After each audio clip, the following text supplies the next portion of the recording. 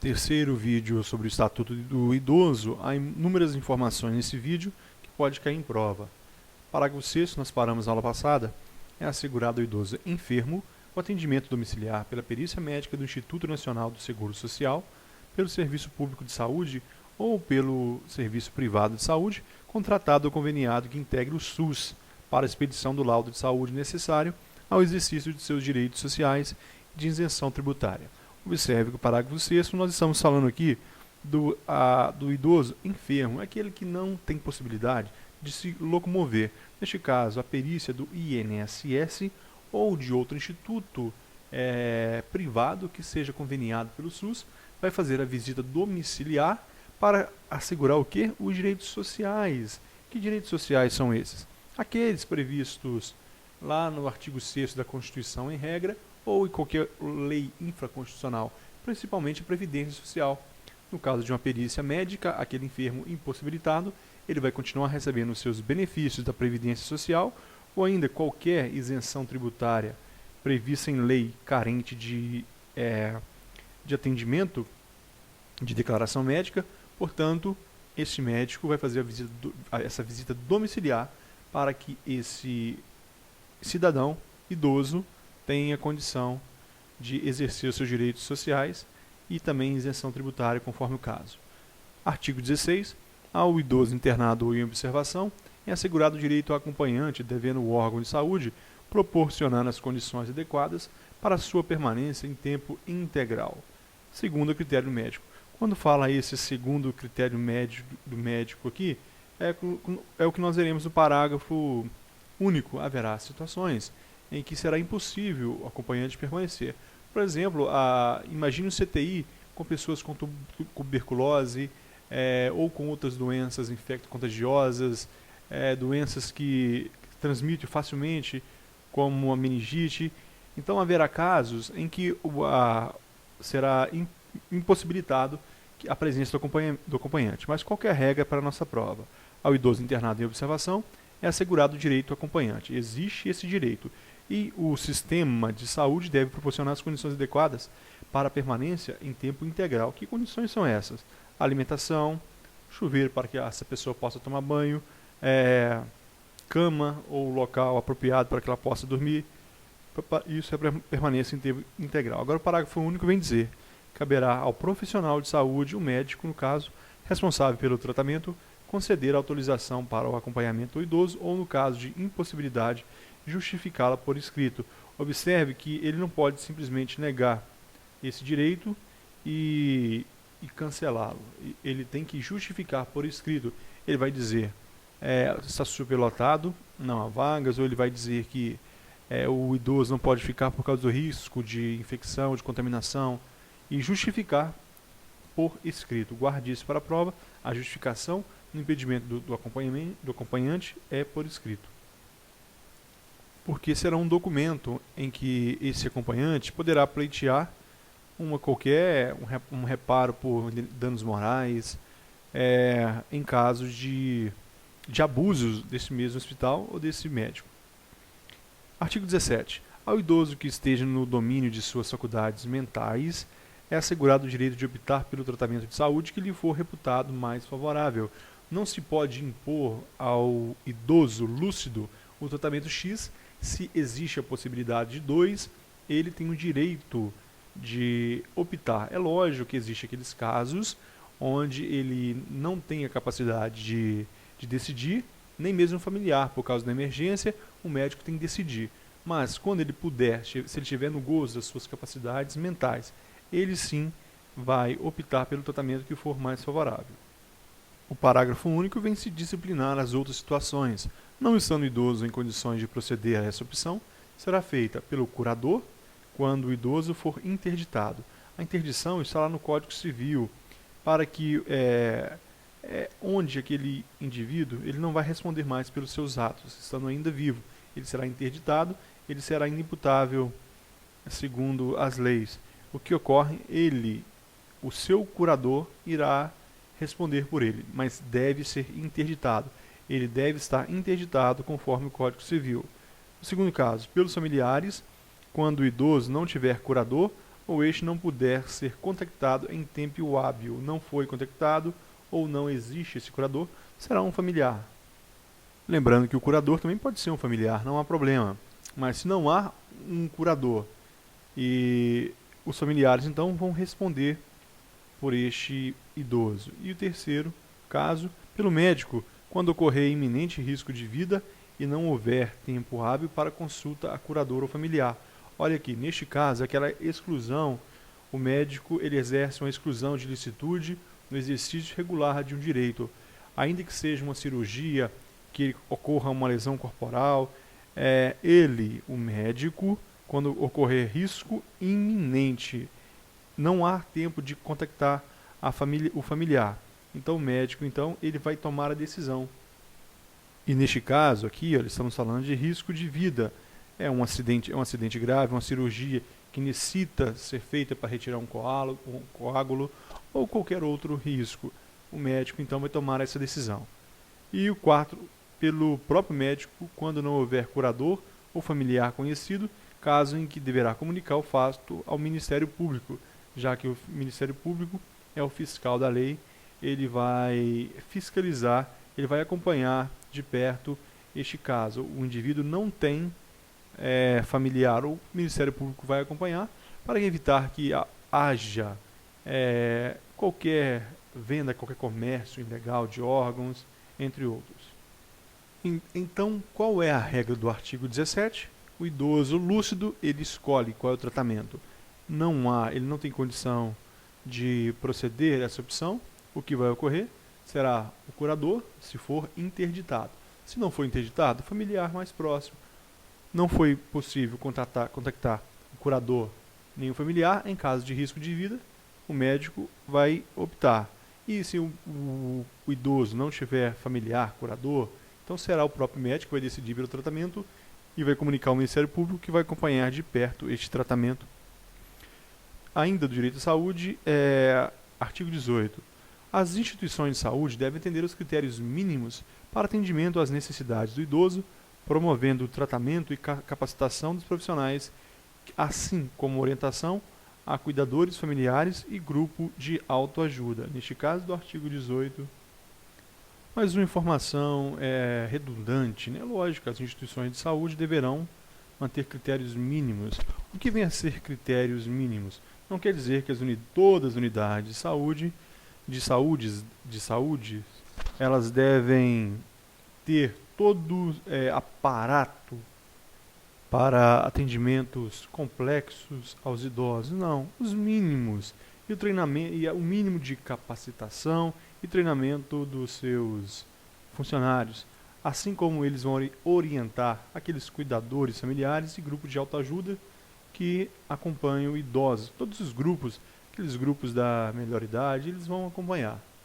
As instituições de saúde devem atender então esses critérios mínimos. 19. Os casos de suspeita ou confirmação de violência praticada contra idosos serão objeto de notificação compulsória. Existem alguns casos em que o médico ele está vinculado a fazer uma notificação pública.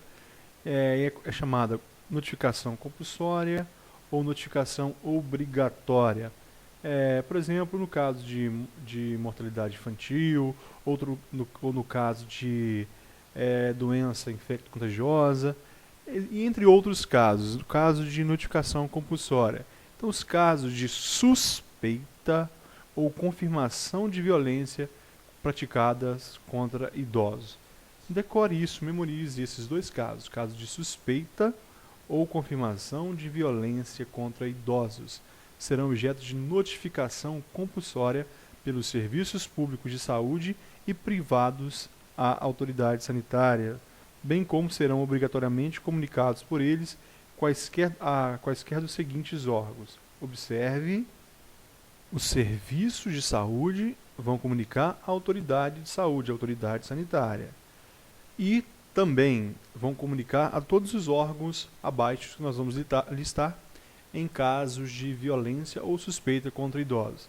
Autoridade policial, que é o delegado de polícia, o promotor de justiça, que é o Ministério Público, Conselho Municipal do Idoso, Conselho Estadual do Idoso e Conselho Nacional do Idoso. Esses três conselhos relativos ao idoso. Autoridade policial, que é o delegado de polícia, o promotor de justiça, que representa o Ministério Público, Conselho Municipal do Idoso, Conselho Estadual do Idoso e Conselho Nacional do Idoso. É só para ficar mais fácil, você memoriza Autoridade Policial, Ministério Público, Conselho Municipal, Estadual e Nacional do Idoso. Conselho Municipal, Estadual e Nacional do Idoso. Essas autoridades, além da autoridade sanitária, será comunicada pelos serviços públicos de saúde quando houver suspeita ou confirmação de violência praticada contra idosos. O parágrafo 1º vem dizer o seguinte: para efeitos dessa lei, considera-se violência contra idoso qualquer ação ou omissão praticada em local público ou privado que lhe cause morte, dano, sofrimento físico ou psicológico. Observe que o conceito de violência é um pouco amplo, apesar de haver poucas palavras para a nossa prova. Então nós observamos: ação pode ser um fazer ou omissão, um não fazer, praticado em local público ou privado, no âmbito familiar, que lhe cause morte é o primeiro. Morte, dano ou sofrimento físico. Morte, dano ou sofrimento físico. Vem as lesões corporais gravíssimas, graves, leves e ainda sofrimento psicológico. Basta o simples, não é simples na realidade, né? Basta um transtorno psicológico, basta um mal psicológico causado, um dano psicológico causado àquele idoso para caracterizar a violência contra o idoso. O parágrafo 2º vem dizer que aplica-se no que couber a notificação compulsória prevista no caput desse artigo, o disposto na Lei 6259 de 30 de outubro de 1975.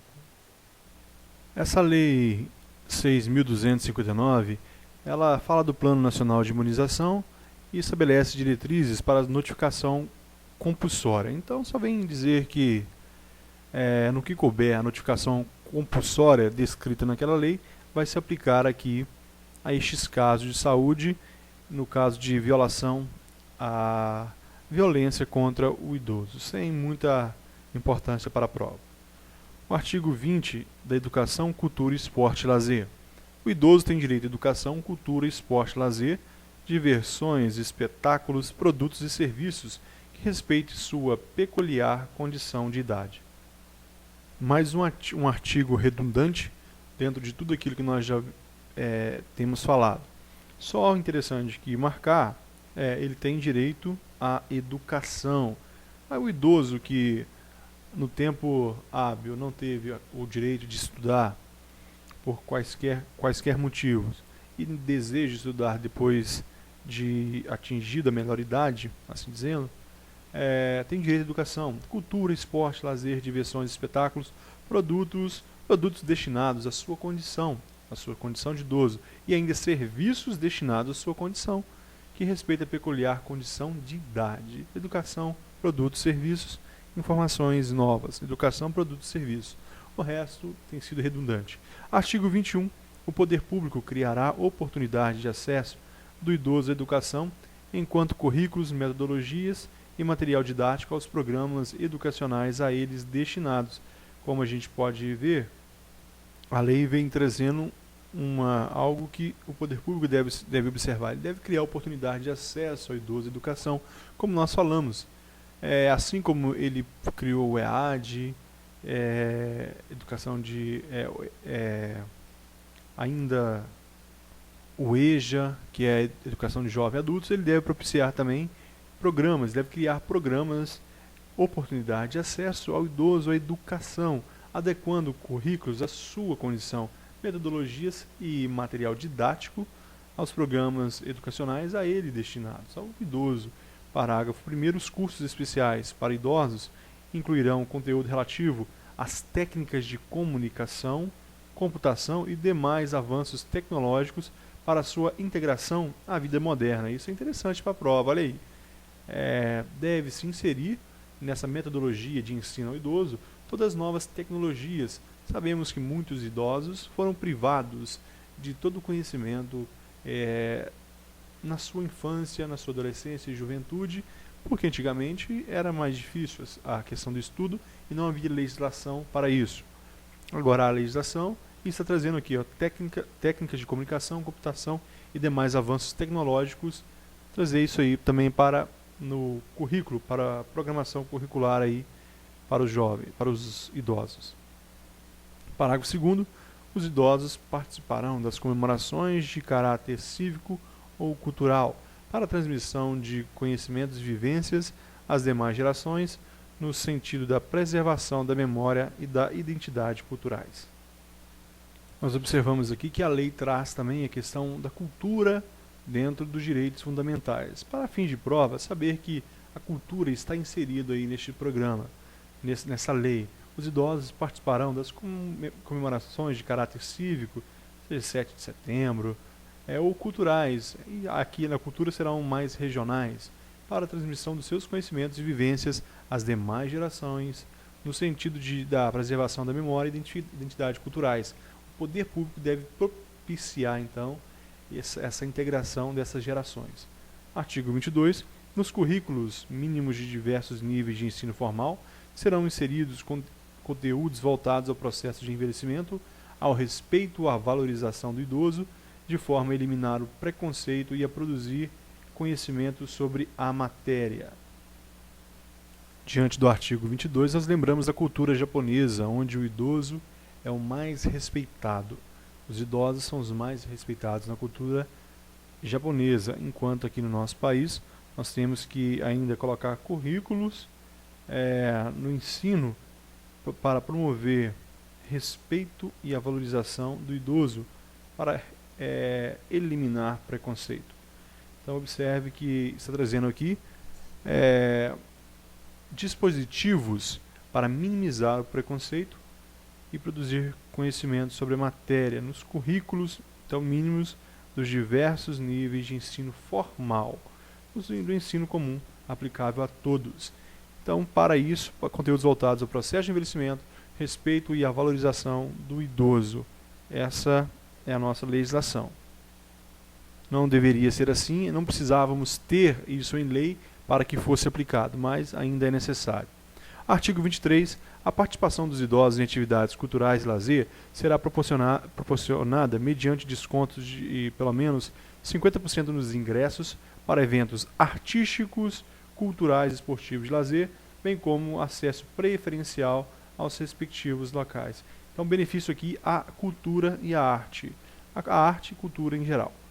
Artístico, culturais, esportivos, lazer, bem como acesso preferencial aos respectivos locais. 50% de desconto como incentivo e prioridade no acesso. Eles vão passar na frente, seja em estádios, seja em cinemas, seja em galeria de exposição e quaisquer outros locais. Artigo 24.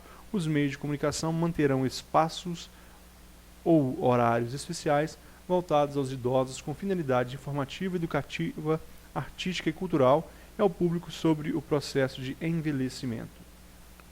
Enquanto o artigo 24 veio trazer um dispositivo para que os meios de comunicação possam trazer programação adequada ao público idoso e ainda assuntos informativos a respeito sobre o processo de envelhecimento. Então, é o poder público querendo disciplinar, querendo orientar a mídia para que não deixe de trazer também programação relativa a esse assunto. Questão de artigo 25, artigo 24 também não há muito interesse para a prova. Artigo 25. O poder público apoiará a criação de universidade aberta para as pessoas idosas, incentivará a publicação de livros e periódicos de conteúdo e padrão editorial adequados ao idoso, que facilitem a leitura, considerada a natural redução da capacidade visual. Pessoal, quando a gente lê esses artigos 23, 24 e 25, o que nós percebemos?